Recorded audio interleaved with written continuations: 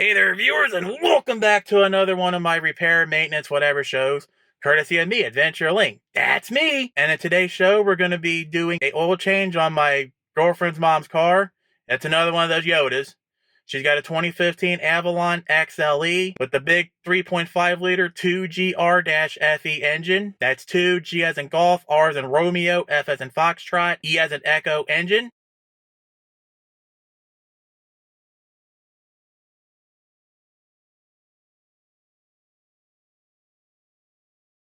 So, as Voltar would say, you better sit that strap on.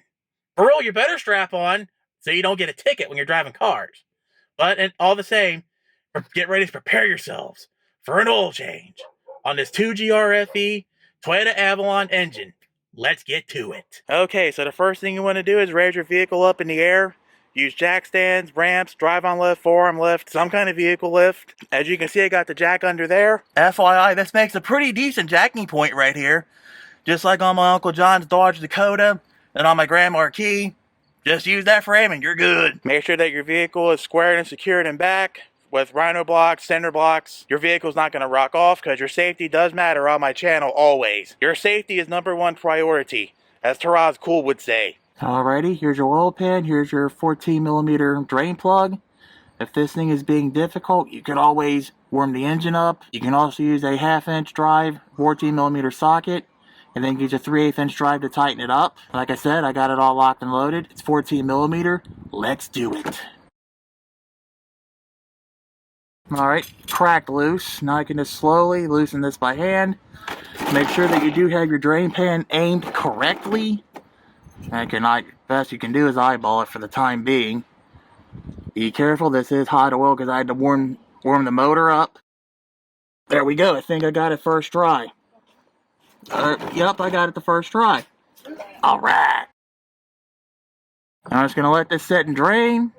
And meanwhile, I'm going to clean up. And with the oil pan drain bolt back on, we can now move on to the next step. Just so you know, you just tighten this hand tight. Then you just lock it down, say 1/8 of a turn. At least, no more than 1/4 turn. There's a new drain plug gasket for your oil drain plug here. Personally, I didn't see one on this car. You can go back and install it if you wish. But yeah, I'm just going to go without a gasket. I didn't see one on there. Leave it on, leave it off. It's up to you, really. Now we're going to do the oil filter here.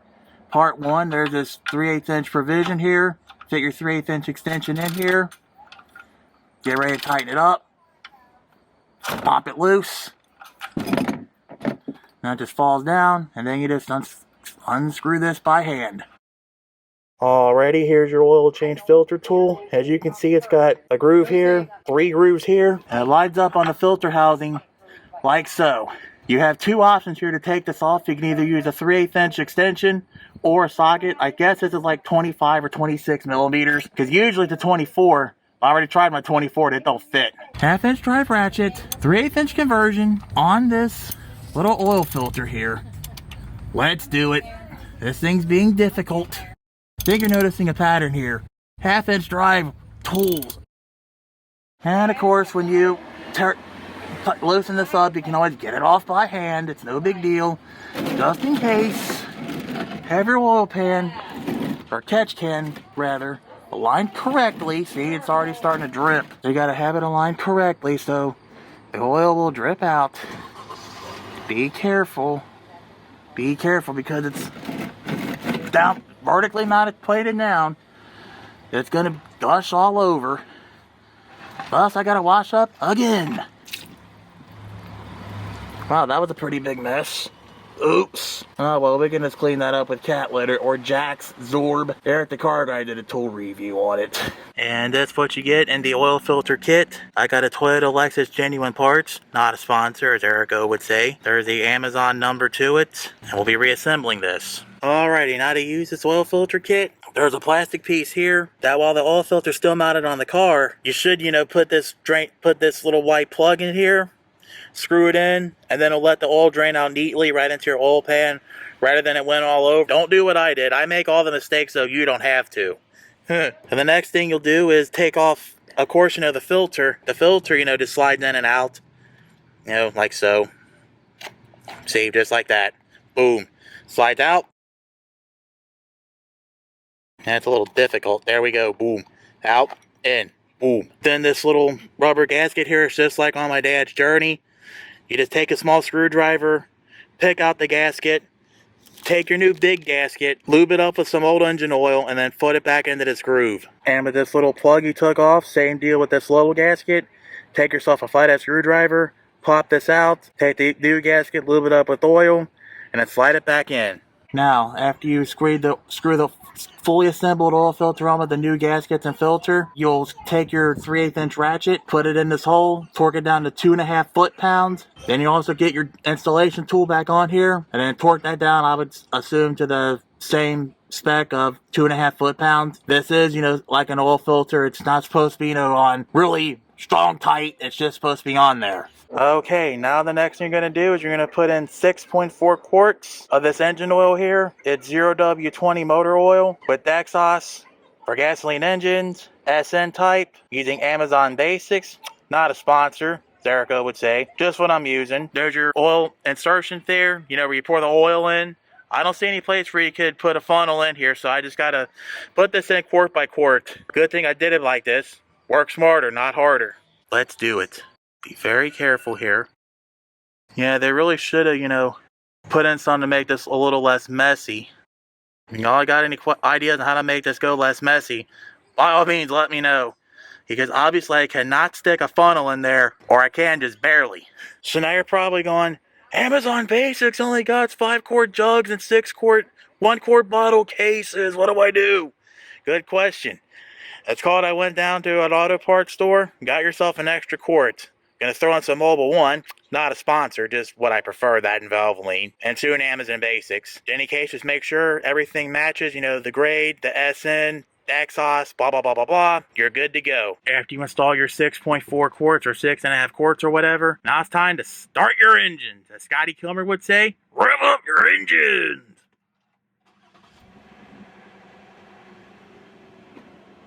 So far, so good. Everything's running. 38,783 miles. Good to know. And yes, we'll be resetting that maintenance required reminder, but I want to go over real quick the factory intervals.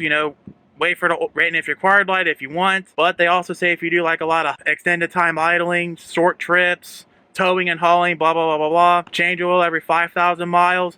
Under normal conditions, this should last about 10,000 miles. So make it that what you will. Like I said, either follow the 5,000 schedule, the 10,000 schedule, or wait for the maintenance required light. It's up to you, really. Other than that, I suppose we just check for workmanship.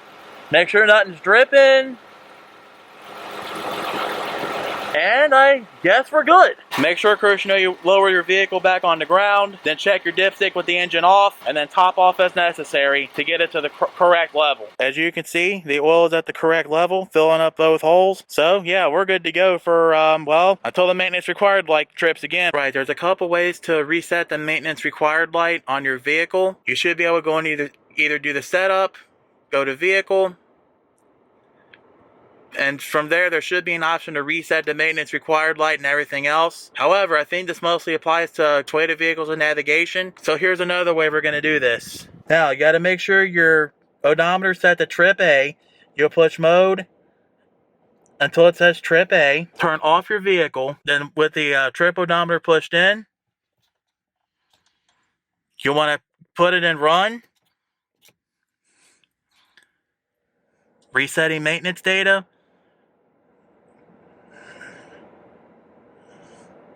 I think you want to keep this held in until the odometer resets. Check charging system. Ooh, check charging system. That may be a project for another day. Depends upon what we're going to do here, I suppose. Alright, and I suppose we just turn this off. Start the car. System check complete. Let's give it a few seconds to do its thing. Maintenance required should not be displayed. Right, no maintenance required displayed. So, with that being said, now you know how to change your own oil in your Toyota Avalon or other 2GR-FE application. So let's go wrap this up. Okay, so this is a little bit different of an oil change show here. I guess Toyota in their infinite wisdom likes to have like 2 little O-rings instead of 1. You may remember on my dad's Dodge Journey where I only had to change a big one and that was it. No adapters required, just 24mm socket. This one needed an adapter. Oh well. Nope, it's not too much different. Just make sure you use that little plastic piece that comes with your filter kit before you take the filter off so you let it all drain into the pan and don't let it make a mess like I did. Remember, I make the mistakes, so you don't have to. Of course, with oil changes as quick as they go, you could also be checking other things too, like your charging system, battery, do a tire rotation, shake your tires down while the vehicle's still in the air.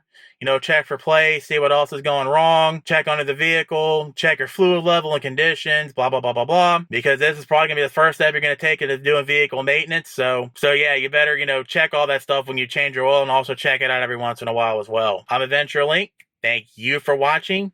Thank you for your support, past, present, and future. If you have any questions, comments, concerns, whatever, please drop them down in the YouTube comments below this video. Let me know how many comments I get, and I'll be able to help you down there. If you have any questions about Toyotas as a whole, be it things that they don't make anymore, like Celicas, Tercels, etc., or the new things like Camrys, Avalons, Prius, Highlander, blah, blah, blah, blah, blah, and check out the Toyota Enthusiast Facebook group, link down in the video description. Please consider joining, start support.